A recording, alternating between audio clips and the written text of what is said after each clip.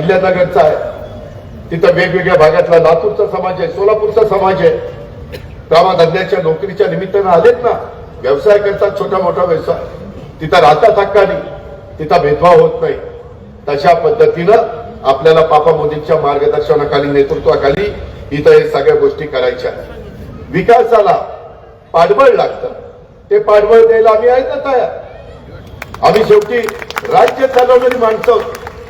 6 वेळेला अनेक राजकीय पक्षांनी मला उपमुख्यमंत्री केलं किंवा अर्थ मंत्रालय दिलं. काहीतरी मला अक्कल आहे म्हणूनच दिलं ना. मी बिनडोक असतो तर दिलं असतं. आरोप करणारे आता जरी माझ्यावर आरोप करत असले तरी मागं त्यांनीच मला तिथं उपमुख्यमंत्री म्हणून बसवलं. आता मी त्यांच्या बरोबर नाही म्हणून आरोप करतो. हे वागणं बरं नवं. ही गोष्ट लक्षात ठेवा. कसं लोकांना बनवाबनवी करण्याचं काम चाललंय. ठीक आहे, त्याच्या खोलात जात नाही. माझी निवडणूक नाही, मला लाखांनी लोकांनी निवडून दिलं, त्याच्यावर मी काही कोणाला घाबरत नाही. परंतु मला असं वाटतं, मी जशी बारामती बदलवली, मी जसं पिंपरी चिंचवड